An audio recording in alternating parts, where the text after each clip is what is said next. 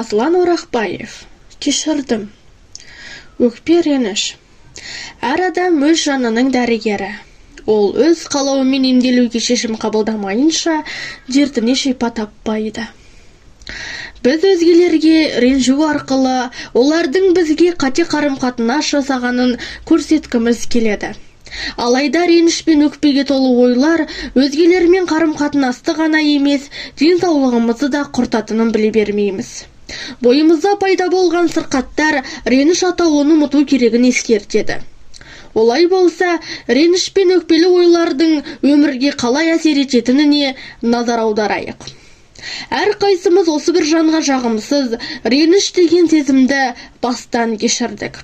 Әдетте, өкпенің бойымызбен ойымызға қандай із қалдырып жатқанын біле алмаймыз. Алайда, бізге жасалған әділетсіздіктің жарасы еш қайда кетпей ішімізде қалады. Оны көзге ілмей, аңғармаған болғанмен ол үнсіздік бара-бара ұлғайып, өмірімізді улай бастайды. Жиналған өкпе мен реніш бақытты болуға, жайлы өмір сүруге, кеудені керіп демалуға кедергі келтіреді. Ішімізде жатқан өкпе реніш ауыр жүк. Ол қап толы тастар қалап жүргенмен тең. Адам баласы өкпе мен ренішті ұмытып кешірген кезде өзін кінәлау мен елден ұялу деген сезімдерден арылады. Бойына қуат бітіп, әлдеқайда бақытты ғұмыр кеше алады. Шығыстағы бір философтың шәкірттеріне айтқан даналығынан.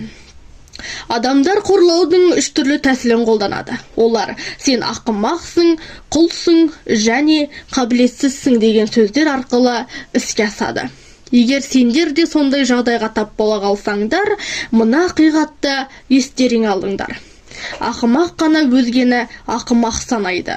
Құл ғана өзгеден құлды іздейді. Дарынсыз адам өзгенің қабілеттілігі арқылы өзінің дым білмейтінін жасырауға тырысады. Реніш ренжіткен адамның емес, ренжіген адамның жанын қатты жаралайды. Осы әңгімеден мазақ пен ренішті қабылдаудың философиясын түсінуге болады. Реніш нақақтан нақақ қорлап, немесе ренжіткен кезде ортаға шығатын сезім. Адам ренжіген кезде ренжіткен адамға азаланса, өзін аяй жөнеледі. Өкпе есеюге кедергі келтіретін балалық сезім. Біз өкпелеген кезде орын алған жағдайға шамамыз жетпейтін инфантилді өзімшілге айналып кетеміз. Мұна нәрсені мойындайықшы. Біздің мұндай мәселелеріміз баланың мәселесі емес қой.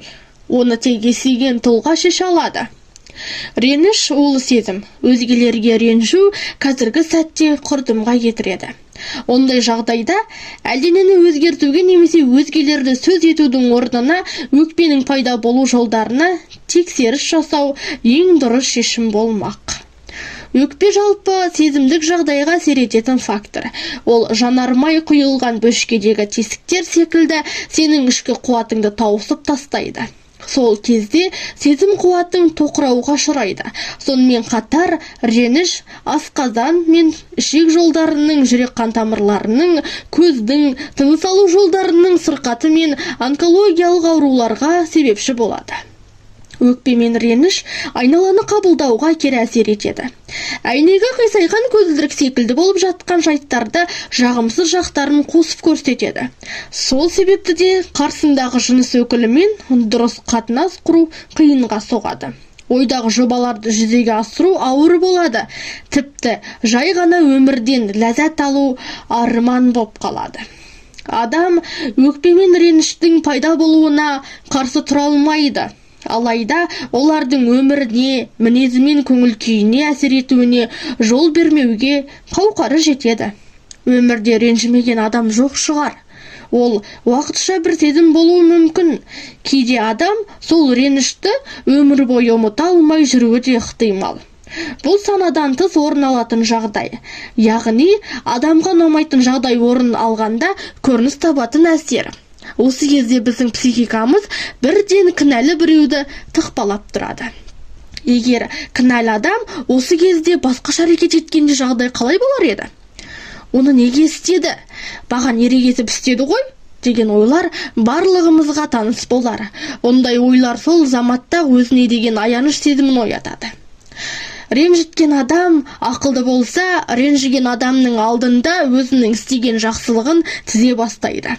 Осы кезде рахметі жоқ айыптаулар басталып, бұрын жасалған жақсылықтар мен көмектер ұмыт қалады. Олар санаға шабуыл жасап, енді реніштің қуат алатын көздері көбейе түседі. Адам өзін аянышты, соншалықты тіпті қарапайым дүниелерді көре алмайтын жағдайға жетеді. Ренжулі адам өзінің өзгелердің зұлымдығы мен арсыздығынан жазықсыз шапа шеккен бақытсыз адам деп санайтын болады. Ренжіткен адам болса, қаһарлы әрі қорқынышты залым әрі жауыз кейпіне енеді. Өкпенің қуаты су бұрқақ секілді атқылай отырып, адамның күшін тауысады.